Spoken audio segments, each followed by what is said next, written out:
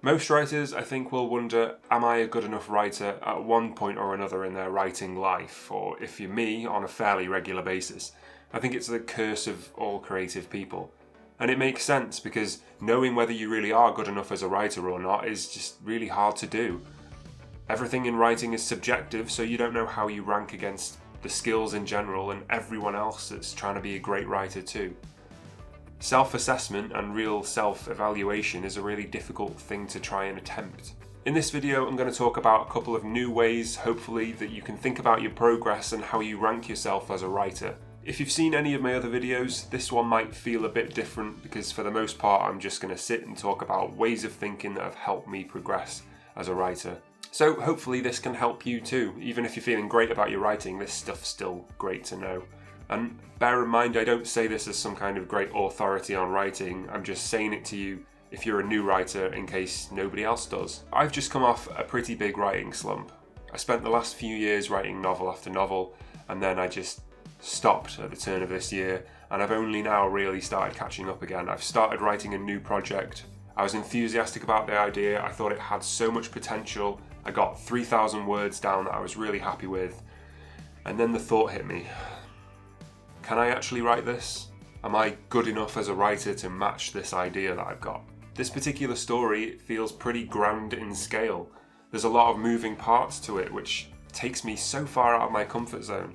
If you've read anything I've ever written, and there's stuff on my website and stuff on videos, I tend to favour simplicity more than anything else, and things are kind of straightforward, so I was sat there with this whole plan unfolding in my head thinking, I don't know if I'm even good enough to pull this off.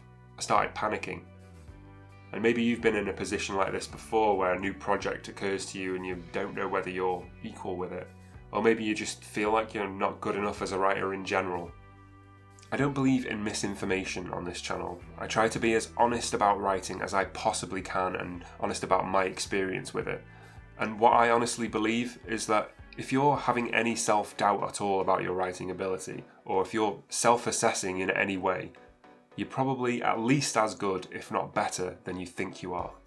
Now, I'm not throwing shade at any particular individuals here, not at all, I'm not about that. But what I will say is that the people who aren't as good as they think they are, which is probably your worry if you're thinking about that, and it certainly is my worry sometimes, the people that aren't that good and they think they're great, they don't tend to have any self-reflection or self-doubt, they don't tend to be afflicted with any kind of lack of confidence whatsoever. Maybe you've ran into them in writers' groups, maybe you've got friends or acquaintances like that just see all the great stuff about their writing, which is important, but they don't necessarily see their weaknesses. They tend to be blissfully unaware of them. Confidence is great, but without a critical eye on your own work, it's really difficult to make any progress as a writer. The ability and the willingness to self-reflect is definitely a blessing, and for me it means two things. Number one, I'll never stop judging myself or assessing myself as a writer, and you could see that either as a good thing or a bad thing. I choose to see it as a good thing. And the second thing is, I'll never reach a point where I think, alright, I'm good enough. For me, if that were to happen, the obvious question then is, what now? If I write the perfect novel, or if I think I can't improve on a novel I've just written and that it's just, I'm never going to top it, where do I go from there with writing? Do I just write things that aren't as good forever? No. I'll never stop judging and assessing my writing and how it could be better, because that's fuel for me. And never feeling satisfied 100% with what I write or my writing in general, that's just motivation. And don't get me wrong, there is nothing wrong with celebrating your achievement, however small that achievement might be. I don't personally do this enough, but you should take the time to recognise what you've achieved in your writing life, whether it's finishing one story or finishing 10 novels, or just putting pen to paper when it felt really difficult to do so. You should absolutely celebrate all of those moments. Take the time to stop and recognise the progress that you've made and feel confident in your writing, even if you're the only person in the world that knows about it. Well, no, in fact, if you are the only person that knows about it in the world, leave me a comment and tell me about it, and then I will share your achievement with you. Another thing that can bring to mind those am I good enough questions for a writer is the beast that is comparison. Comparison with other books, with other writers, with your friends, with anything at all really. Comparison is the thief of joy. And I know, it's hard not to look at established writers or successful writers and think, well, I don't have that innate ability to do what they do, or or to think, I need this natural talent to be able to achieve things in the same way that they have, and that's just simply not true, and you don't need to entertain that thought process even for a minute. Here's why.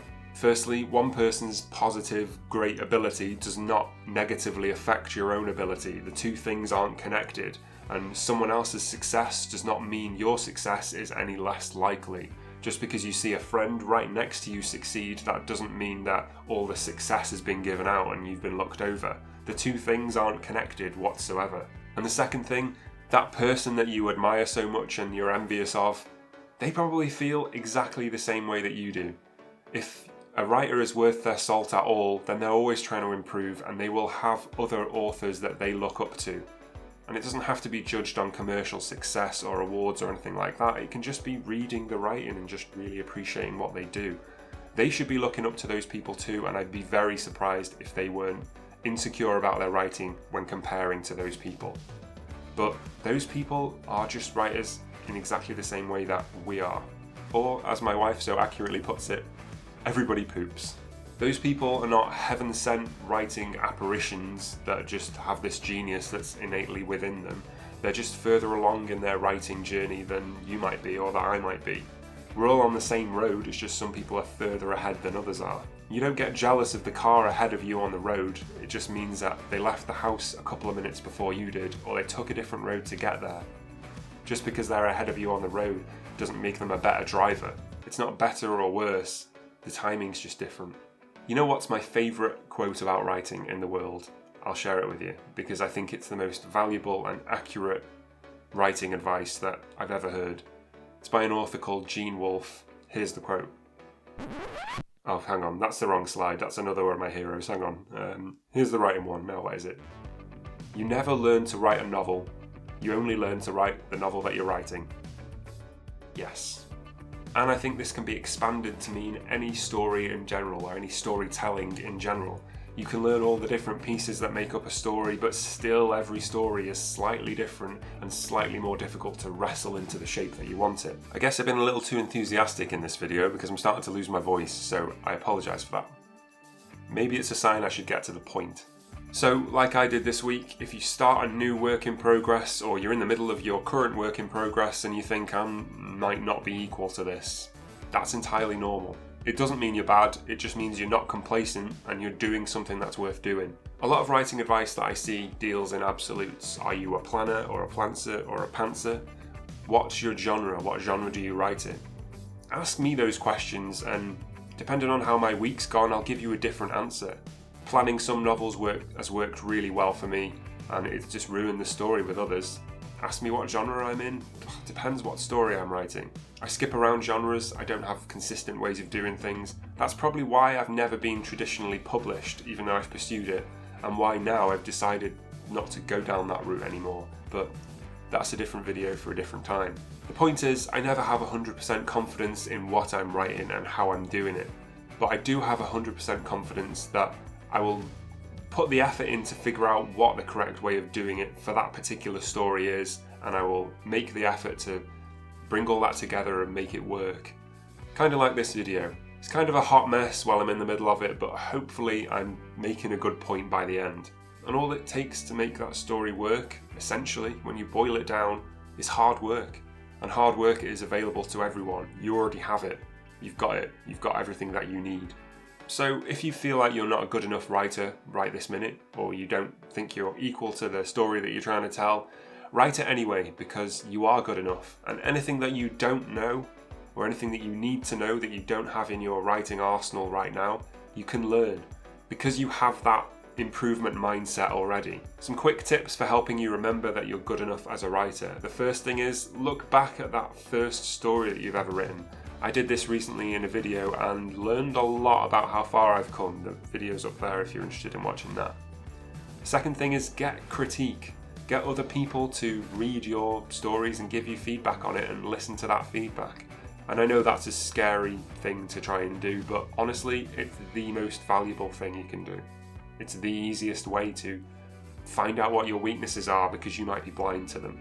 And another thing is to remember that that improvement mindset that I keep banging on about is not an innate ability or a natural talent. It's just a choice that anyone can make. You can decide that you always want to be better, and then you can just follow through with that. So I did warn you at the beginning kind of that this would be a meandering video, and it pretty much has been, but hopefully it's been useful to somebody somewhere. After all, my aim with this channel is to support other writers and help them develop their writing as I develop mine. I want to help you tell your best story, so if that sounds like it might be useful to you, or you want to be a part of that, consider hitting the subscribe button for new videos like this every week. Thank you so much for watching, and I will see you in the next one.